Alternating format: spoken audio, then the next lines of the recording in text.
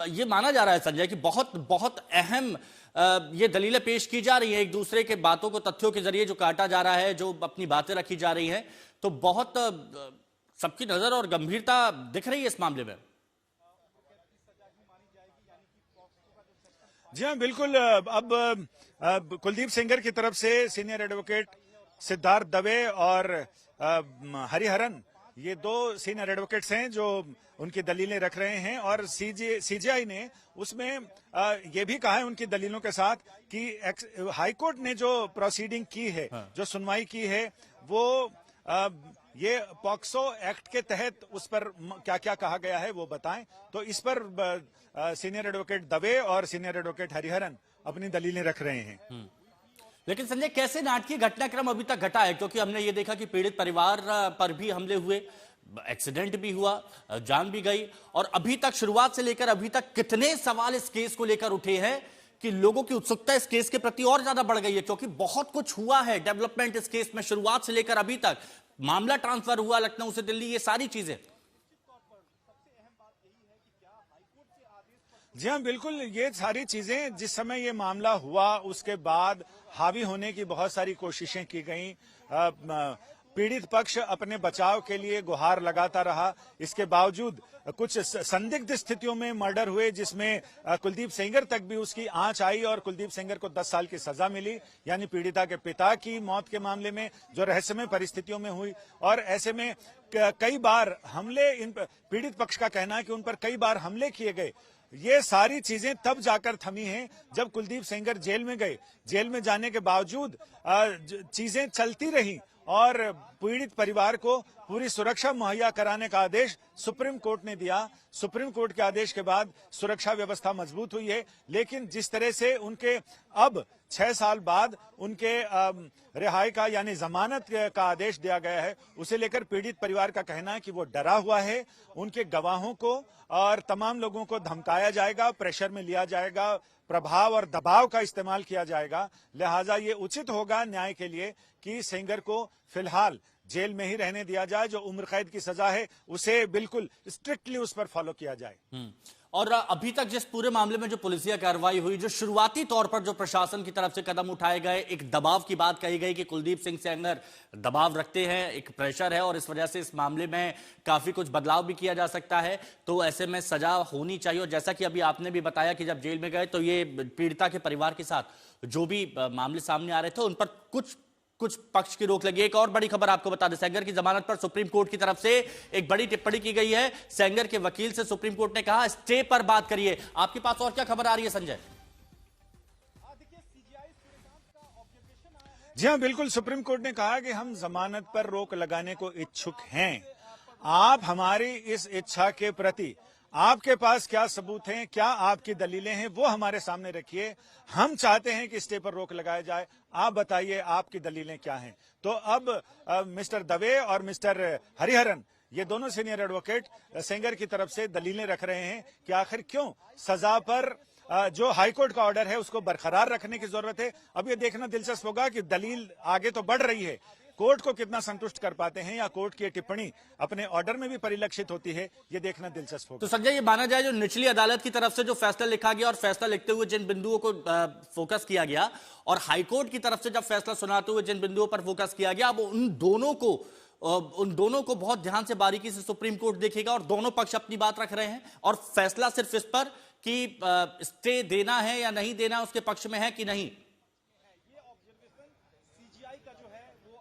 बिल्कुल हिमांशु, आज का ये आदेश, आज की सुनवाई और इस पर आने वाला आदेश ये तय करेगा कि पीड़ितों के अधिकार और जो दोषी व्यक्ति है उसका जीवन का अधिकार, जीने की स्वतंत्रता का अधिकार वो प्रिवेल करता है या पीड़ित का अधिकार प्रिवेल करता है। और जो पीड़ित की आशंकाएं हैं, जो पीड़ित को आने वाली मुश्किलों का डर है, वो प्रिवेल करता है। ये सचमुच अपने आप में एक बहुत बड़ा ऑर्डर आने वाला है, जिससे आगे पूरे देश भर में पॉक्सो एक्ट के तहत जो मुकदमे चल रहे हैं, थोड़ा सा और क्लियर समझना चाहता हूं, थोड़ा सा और स्पष्टता के साथ समझना चाहता हूं संजय।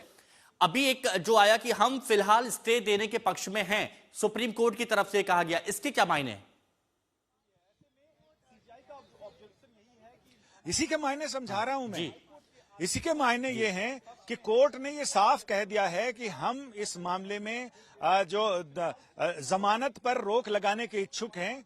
आप अपनी दलीलें रखिए कि हमारी इच्छा किस तरह से, हमारी इच्छा के खिलाफ आपकी जो दलीलें हैं, आप चाहते हो कि हाईकोर्ट का ऑर्डर बरकरार रहे, तो आखिर क्या दलीलें हैं जिस पर आप ये कहते हो कि हाईकोर्ट का ऑर्डर बरकरार रहे? हम तो चाहते हैं कि हाईकोर्ट के ऑर्डर पर रोक लगाई जाए। अब ये दोनों जो सीनियर एडवोकेट हैं वो अपनी दलीलें रख रहे हैं। अभी हमारी रिपोर्टर ने अंदर से बताया है कि सीजेआई ने जो टिप्पणी की है वो उन्होंने कहा कि आमतौर पर नियम यह है कि चूंकि व्यक्ति अगर जेल से बाहर चला गया तो अक्सर कोर्ट उसकी आजादी नहीं छीनता, फिर वो आजाद हो जाता है। लेकिन यहाँ स्थिति दूसरी है। सेंगर अभी दूसरे केस में भी जेल के अंदर है, तो आप इन दोनों मामलों में आपकी दलीलें क्या हैं, आप बताएं कि आखिर क्यों ना उसकी जमानत पर रोक लगा दी जाए। अब आप बताएं।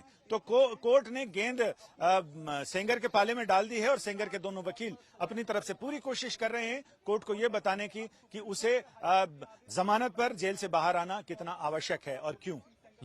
तो अभी तक जिस तरह की इस मामले में सुनवाई चल रही है, सुप्रीम कोर्ट की जो टिप्पणी आ रही है उसको देखते हुए संजय, ये माना जा सकता है कि बहुत अहम टिप्पणी सुप्रीम कोर्ट की तरफ से की जाएगी, जो एक तरह से मिसाल भी कहा जा सकता है।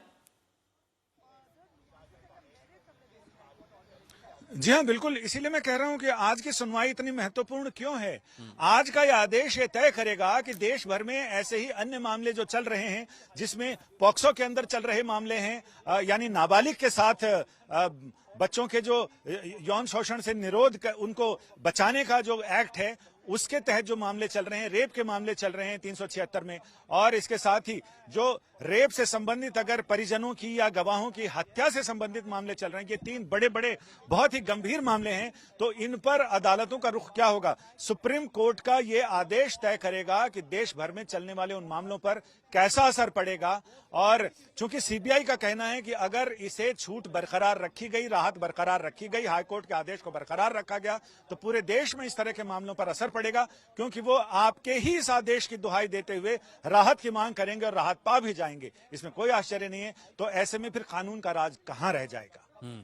और बहुत से, जैसे आपने कहा कि ये जो केस है ये बहुत से और केसेस पर इफेक्ट करेगा, जहां पर बहुत से ना जाने कितने लोग होंगे जो इंसाफ की उम्मीद में अपने केस लड़ रहे होंगे, निचली अदालत में, हाई कोर्ट में, सुप्रीम कोर्ट में। तो सबकी नजर इस केस पर जरूर होगी और सबकी नजर होगी तुषार मेहता की दलीलों पर कि वो किस तरह से सीबीआई का पक्ष रखते हैं। और क्या जानकारी अभी तक आपके पास आ पा रही है सुप्रीम कोर्ट से?